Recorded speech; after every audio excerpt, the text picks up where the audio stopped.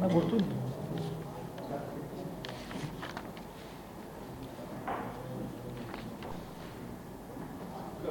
Code monitoring system ఉంటుంది కదా, code trial monitoring చేసిన వాళ్ళు ఒకటండి.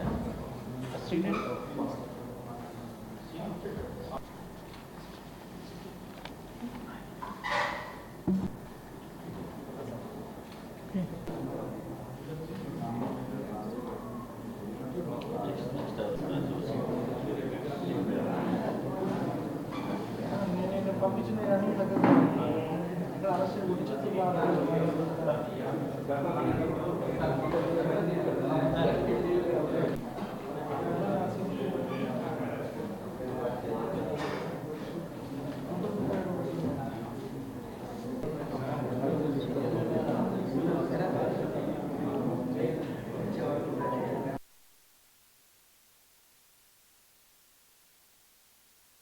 నిన్న మన నూజువీడు రూరల్ పోలీస్ స్టేషన్లో క్రైమ్ నెంబర్ 275/2024 ఒక సెన్సేషనల్ కేసు, పోక్సో కేసు పల్లెర్లమూడిలో జరిగిన ఈ ఘటన 24 ఆగస్టు 2026లో జరిగింది.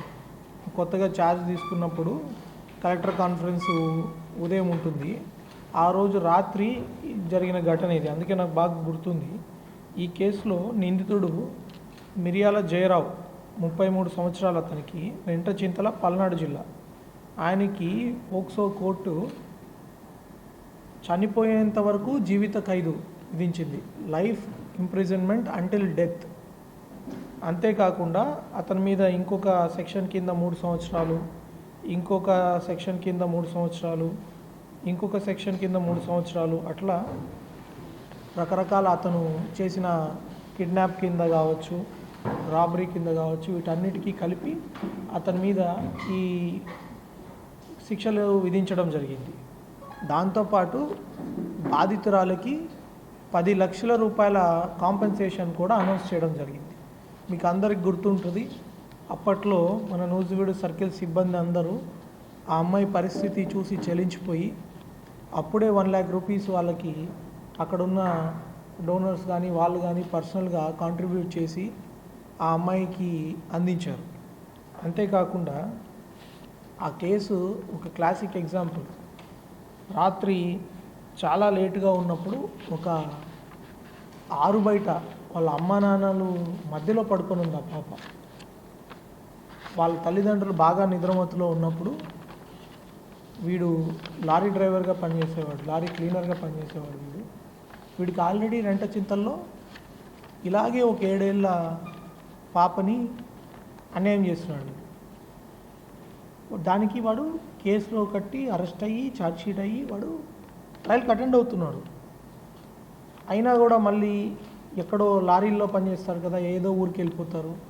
ఆ ఊరు దగ్గర ఎక్కడో దిగడం, దిగి బయటికి నడుచుకుంటూ ఇలాంటి దారిలో ఎవరైనా చిన్నపిల్లలు కనపడితే వాళ్ళ మీద ఇట్లాంటి పనులు చేయడం.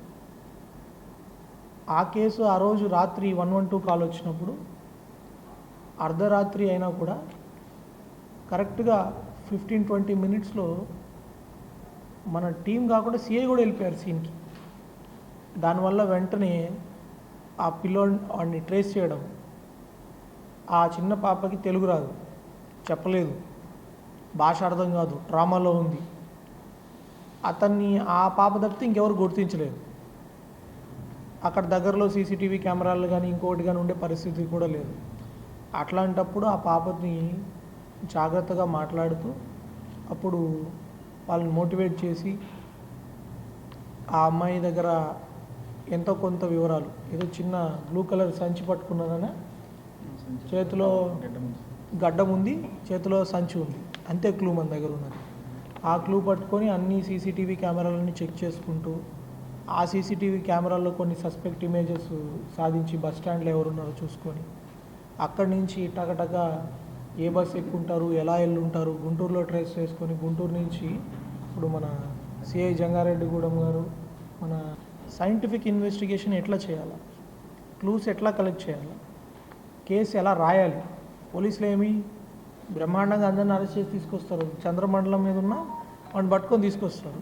కానీ మాకు ప్రాబ్లం ఎక్కడ ఉంటుంది, ఆ కేసు సరిగ్గా రాసి ఆ రాసిన కేసుని కరెక్ట్గా వాదించి, ఎందుకు ఆ వాదించేటడికి రాసిన అతను ఉండడు, పట్టుకున్న అతను ఉండడు, ఎవరో ఒక ఆయన ఉంటాడు. అందుకే కోర్ట్ మానిటరింగ్ సెల్ ఇంపార్టెంట్. వాళ్ళందరినీ ఎక్కడెక్కడో ఉండిపోయినా కూడా వాళ్ళందరినీ మళ్ళీ పిలిపించి వాళ్ళతో మాట్లాడి ఆ కేసులో ఎందుకు ఎవరు ఏం చేశారని ఒకసారి మళ్ళీ కలెక్ట్ చేసుకొని కోర్టులో కరెక్ట్గా రిప్రజెంట్ చేయాలి.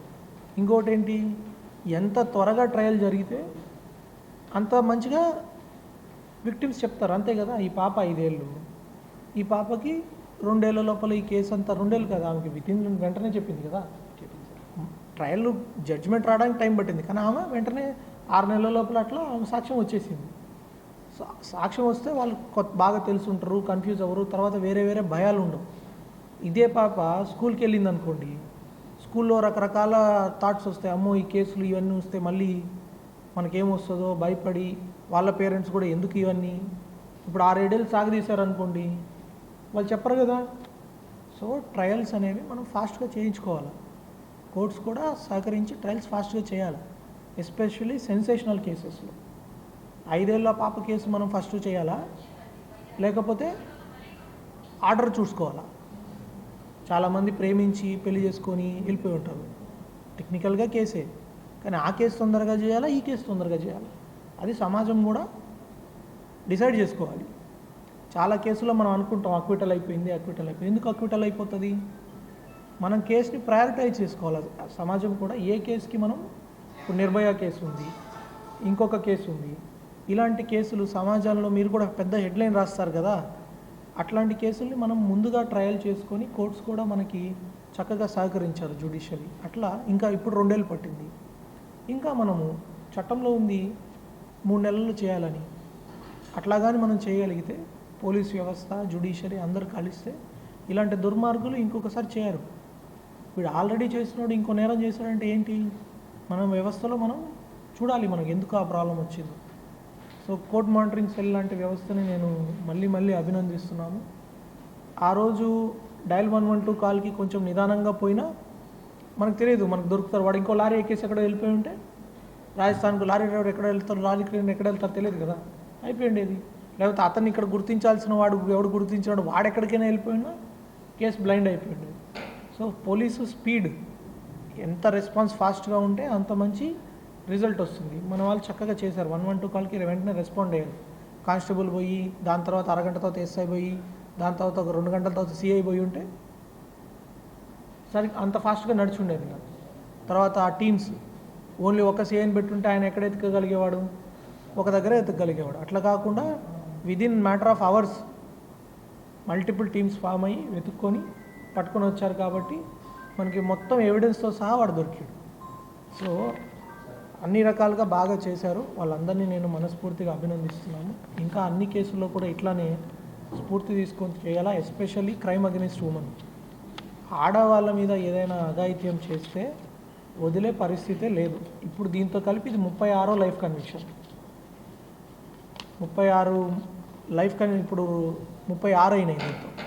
నెక్స్ట్ కూడా ఇంకా కొన్ని ఉన్నాయి, వాటన్నిటినీ కూడా చేసి త్వరగా హాఫ్ సెంచరీ కొట్టాలని చెప్పి నేను సుబ్బారావు సీఏ గారికి కోరుకుంటున్నాము. మా ఐఓళ్ళకి కూడా చెప్తున్నాము, 50 మందిని మీరు లైఫ్ కన్విక్షన్ లేపించి చేయాలి. ఓకే.